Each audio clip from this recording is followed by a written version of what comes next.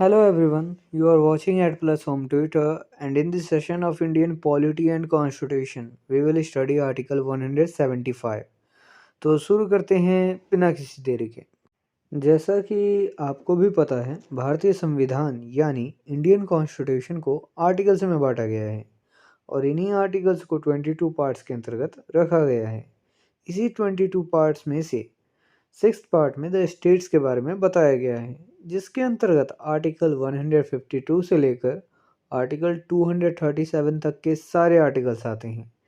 यहाँ हम बस आर्टिकल 175 पर चर्चा करेंगे। आर्टिकल 175 पार्ट सिक्स्थ के चैप्टर थर्ड के अंतर्गत आता है। चैप्टर थर्ड में स्टेट लेजिस्लेचर के बारे में बताया गया है।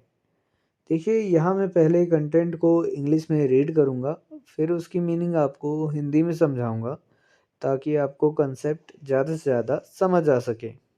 Article 175 talk about right of governor to address and send messages to the house और हाउसेस।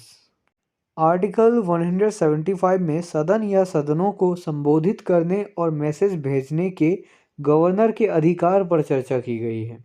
देखिए, जो राज्य का गवर्नर होता है किसी एक पर्टिकुलर हाउस को या दोनों हाउस को एक साथ संबोधित कर सकता है, ठीक। और दूसरी बात यह है कि वह जो है मैसेज भी भेज सकता है दोनों हाउसेस को। तो यह गवर्नर का अधिकार होता है, राइट होता है। Article 175 clause first, the governor may address the legislative assembly or in the case of a state having a legislative council, either house of the legislature of the state or both houses assembled together, and may for that purpose require the attendance of members.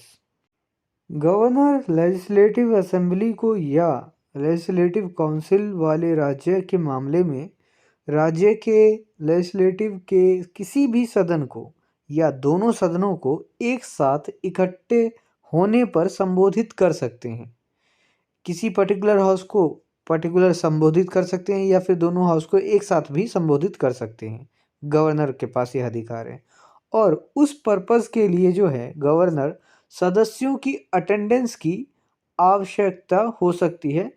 Attendance जो है ज़रूरी है। अगर संबोधित करेंगे कोई सुनने वाला तो होना चाहिए ना, तो अटेंडेंस तो ज़रूरी है दोनों हाउसेस के सदस्यों की। तो अटेंडेंस की भी आवश्यकता हो सकती है, यहाँ पे बता दी गई।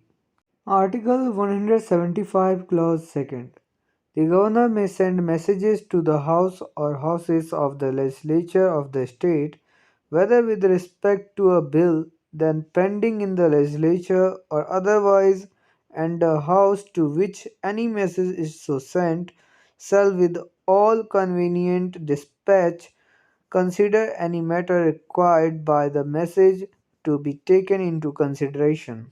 गवर्नर सदन या स्टेट लेजिस्लेचर के सदनों को मैसेज भेज सकता है, ठीक है। किसी भी हाउस को या स्टेट लेजिस्लेचर के किसी भी सदन को या दोनों सदनों को मैसेज भेज सकता है, गवर्नर का अधिकार है। चाहे वह लेजिस्लेचर में पेंडिंग किसी भी बिल के संबंध में हो या अन्यथा जिस भी सदन को कोई मैसेज भेजा जाता है वह सभी सुविधाजनक डिस्पैच के साथ मैसेज द्वारा आवश्यक किसी भी मामले पर विचार करेगा। सुविधाजनक डिस्पैच का मतलब यहाँ पे क्या है कि जल्द से जल्द जो है किसी भी मोड का यूज़ करके मैसेज द्वारा आवश्यक किसी भी मामले पर विचार करेगा जल्द से जल्द। यह डिस्पैच उसी के लिए यूज़ किया गया है, ठीक है। वह सभी सुविधाजनक डिस्पैच के साथ मैसेज द्वारा आवश्यक किसी भी मामले पर विचार करेगा, ठीक। तो सदन को मैसेज भेज दिया गया, तो इस तरीके से यहाँ पे बताया गया। और मैसेज जो है यहाँ पे गवर्नर के द्वारा भेजा गया है सदन को, तो विचार कौन करेगा मैसेज पर? सदन करेगा, ठीक। If this video is helpful for you, then please like and share this video, and if you want see some more these type of videos, then subscribe the channel and click the bell icon and select the all option for upcoming videos. And I hope you have a great experience by watching the Ad Plus Home Tutor.